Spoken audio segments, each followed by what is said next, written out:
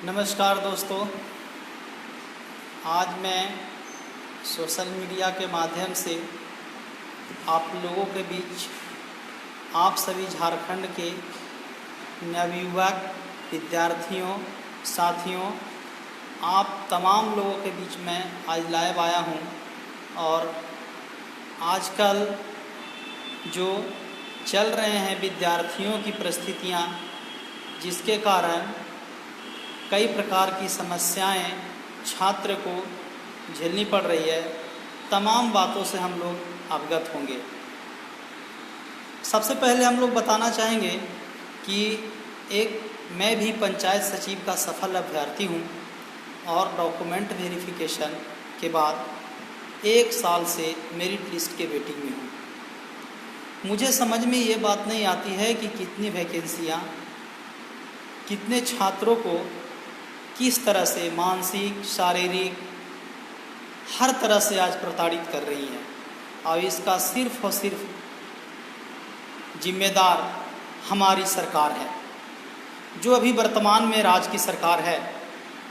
मैं किसी सरकार पर विशेष कटाक्ष और किसी का सपोर्ट मैं नहीं करता कि या तो गवर्नमेंट बीजेपी का हो या गवर्नमेंट जेएमएम का हो, किसी के भी हो, लेकिन हम सब छात्रों से कब तक ये खेलते रहेंगे। आप लोगों ने भी सारी बात समझे होंगे, देखे होंगे कि जेपीएससी का मामला, जेपीएससी का पीटी मेंस इतना अनियमितताओं से भरा रहा, सिर्फ और सिर्फ अनियमितताएं होती रही, कोई सुनने वाला नहीं। ये हमारे माननीय हेमंत सोरेन जी जो थे विपक्ष में जब थे, तो इनकी बात ये आती थी, अध्यक्ष महोदय जेपीएससी में बहुत अनियमितताएं हुई हैं, इसे रद्द किया जा सकता है। आज वही चुपचाप कार्मिक को बढ़ा करके ज्वाइन करवा दिए, यहाँ तक कि क्वालिफाइंग पेपर को मेरिट लिस्ट में जुड़वा करके इन्होंने आज अधिकारी लोग को भेजवा दिया। आज मैं इस लाइव के माध्यम से तमाम जो विरोध कर रहे हैं पंचायत सचिव के छात्रगण, उनके साथ में किसी कारणवश से मैं वहाँ पर नहीं पहुँच पाया हूँ, लेकिन मैं उस अनशन के पास मैं पहुंच रहा हूं। बहुत जल्द मैं वहां अनशन के पास पहुंचने का प्रयास करूंगा। हम लोग की क्या गलती थी? पीटी मेंस टाइपिंग क्वालिफाई करना, इसमें आज इतनी बद से बदतर स्थिति राज्य की हो गई है कि जिसमें हर युवाओं एक छला हुआ महसूस कर रहा है। इनका मैनिफेस्टो जो हेमंत सोरेन का था, जिस मैनिफेस्टो में साफ साफ था कि नव युवाओं को रोजगार से जोड़ा जाएगा, लेकिन आज ये तानाशाह रवैया ने पंचायत सचिव का मेरिट लिस्ट 1 साल गुजर जाने के बाद भी इनके पास नहीं आ पाया। तमाम मेरी बहनाएं रोड पे उतर करके भिक्षाटन कर रही हैं और पंचायत सचिव का रिजल्ट का मांग, बार बार एक चीज़ का जिक्र करके लोग अपने आप को साइड हो जा रहे थे, या तो कार्मिक हो या हाई कोर्ट हो, इन सब चीज़ के पास है कि स्टेट वर्सेस कुमारी। यार, सोनी कुमारी का केस का जब निदान हो चुकी है, कहीं भी एक लाइन में पंचायत सचिव का जिक्र नहीं है, तो इन्हें मेरिट लिस्ट देने में क्या जाता है? इन लोग का चुनाव का मुद्दा हो, उसका टाइम फिक्स होता है, विद्यार्थी का रिजल्ट का टाइम फिक्स नहीं हो सकता है, क्योंकि इनके अपने घर से कोई विद्यार्थी उस लायक नहीं है, इनके बाल बच्चे इस लायक नहीं हो सकते हैं।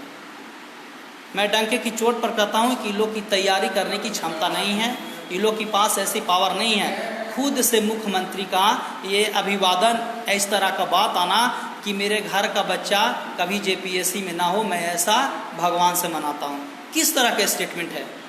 यार, आप राज्य के मुखिया हैं, आपको समझ में इन सब चीज़ों को नहीं आती है? कितना बच्चे रात दिन एक हो करके, कितना युवाओं मेरे साथी मानसिक प्रताड़ना का शिकार हो रहे हैं। समाज में वो बढ़िया से मुंह नहीं दिखा पाते हैं, कोई त्यौहार नहीं मना पाते हैं, छुपे रहते हैं। पूछ देते हैं क्या हुआ पंचायत सचिव का रिजल्ट, क्या हुआ जेपीएससी के रिजल्ट, मैं क्या बताऊं?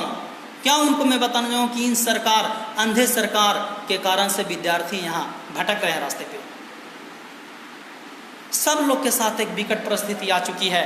सब लोग को क्या मैं बताऊं, ये लोग कभी छात्र हित में काम नहीं करना चाहते हैं।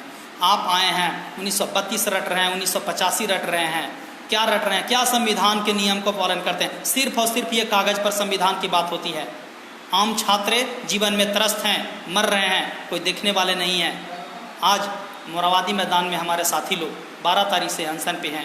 जबरन पुलिस उठा करके ले जा रही है, अस्पताल ले जाती है। आज तानाशाही रवैया हो गए हैं। शायद हमारे माननीय मुख्यमंत्री ये बात भूल गए हैं कि इससे पहले तानाशाह थे रघुवर दास जी। आज चाचा जी की अपनी कुर्सी तो गई, राज से सत्ता भी गई। मैं स्पष्ट रूप से ये धमकी नहीं देना चाहता हूँ, मैं ये बता देना चाहता हूँ कि उनको ये बात अवश्य समझना चाहिए। और सुन रहे मेरे तमाम दोस्तों, दुमका, बिरमो, ये सब क्षेत्र से जो हैं अभी उपचुनाव होने वाले हैं, इन्हें पटकनी देनी होगी, तब इन्हें समझ में आएगी। क्योंकि ये पंचायत सचिव के विद्यार्थियों से जब ये चुनाव नहीं हुई थी तब तक सामने बैठा करके बहुत बढ़िया से बात करते थे कि समस्या मेरी संज्ञान में है। अब सिर्फ आप संज्ञान मंत्री बन गए हैं। आपको सिर्फ सत्ता में लोगों ने लाया संज्ञान सुनने के लिए, संज्ञान में लेने के लिए। आप जरा सा नहीं समझ सकते हैं कि विद्यार्थी किस तरह से त्रस्त हैं, मानसिक प्रताड़ना झेल रहे हैं, किस तरह की सत्ता चलाते हैं, किस तरह की शासन चलाना चाहते हैं। और किसी तरह की कोई दिक्कत होती है तो आप सीधे फोर्स लगवा के, लाठी चलवा के 20 मार्च को हम लोगों को मोराबादी से लेकर के हम लोग जा रहे थे, वहाँ तक आपने डंडा चलवाया और लास्ट में एक खाली वहाँ से एम्बुलेंस को भेजवा करके डीएसपी एसएसपी के माध्यम से आपने लाठी चार्ज करवाया। इन सब चीज़ों आपको समझ में नहीं आती है, क्योंकि आपके घर के कोई बच्चा इसके लायक नहीं है, काबिल नहीं है, एक परीक्षा नहीं निकाल सकता है। और अगर निकालने के लायक होता तो आप एक विद्यार्थी का दर्द जानते हैं, समझते हैं, विद्यार्थी को मदद करते, विद्यार्थी किस मानसिक प्रताड़ना से घूम रहे हैं ऐसे। आज सब लोग के तमाम मीडिया के माध्यम से लोग ट्वीट करते करते, हम लोगों ने ट्वीट कैंपेन में कम से कम 10 बार पार्टिसिपेट करके एक टीम बना करके लाखों की संख्या में हम लोग ने ट्वीट करने का काम किया। यहाँ की छात्राएं जो लोकल हैं, ये सारे लोगों ने बहनें यहाँ के राखी भेजी, लेकिन इस संज्ञान मंत्री स्वयं को अपने आप को पता नहीं कहाँ गुप्त हो गए हैं। ये सिर्फ ट्वीट पर करते हैं संज्ञान में मामला है। क्या संज्ञान में आपकी मामला है? याद रखिए, युवा अभी त्रस्त हैं। जिस दिन युवा अपने आप में हाथ में संभाल नहीं है ना, अपना रास्ता पकड़ नहीं है ना, तो आपकी मुश्किल हो जाएगी। सत्ता के भूखे इंसान आप लोग नेता हो सकते हैं, एक छात्र के आप लोग जीवन से परिपक्व नहीं हैं। एक छात्र ने कैसे अपने जीवन में किस तरह से यहाँ तक पहुँचने का प्रयास करता है, आप लोग कुचल देते हैं। आपके अधिकारी रहते भर में आप मुखिया हैं, आपके सामने तानाशाही रवैया कैसे पेश कर सकते हैं?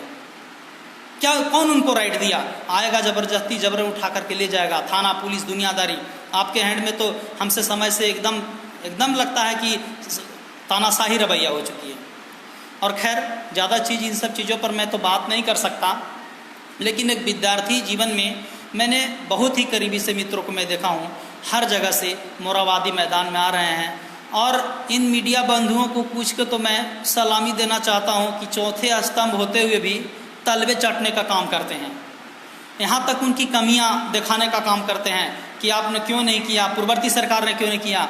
आप ये क्यों नहीं कहते हैं कि बच्चे मर रहे हैं, भूखे हैं, पड़े हैं, मोराबादी में किस तरह से हैं। आप चुनाव में चल दिए चुनाव का प्रचार करने, आपकी सत्ता की डर है, सत्ता आपको सताती है। और विद्यार्थी में 5-5 साल 6-6 साल से अपने जीवन में लगातार संघर्ष कर रहे हैं। लगातार संघर्ष के बाद ये सारे चीज़ को समझने का प्रयास ही लोग कर रहे हैं।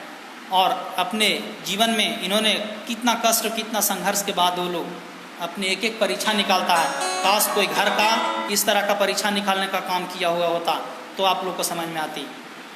फिर भी हम किसी भी तरह के बात में अहंकारी और किसी चीज़ का मात नहीं करना चाहते हैं। एक बार पुनः मैं विनम्र विनती करना चाहता हूँ माननीय मुख्यमंत्री जी और जितने बुद्धिजीवी हैं सब लोग से कि आपके राज्य के बच्चे हैं, ये बहुत त्रस्त हैं, ये प्रताड़ित हैं, ये समाज में बहुत तरह के कष्ट झेल रहे हैं। इन्हें उचित निदान करके और आप सिर्फ संज्ञान के बातों से हटा करके इन्हें ज्वाइन करवाइए, इन्हें अतिशीघ्र ज्वाइन करवाइए, शायद भला होगा। ऐसे लोगों की दुआएं आपके भी लगेगी। त्रस्त हैं, 3-3 साल से परेशान हैं, मानसिक प्रताड़ना के ये लोग शिकार हो रहे हैं।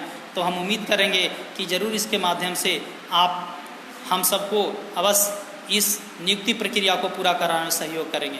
धन्यवाद सभी को। जय हिंद।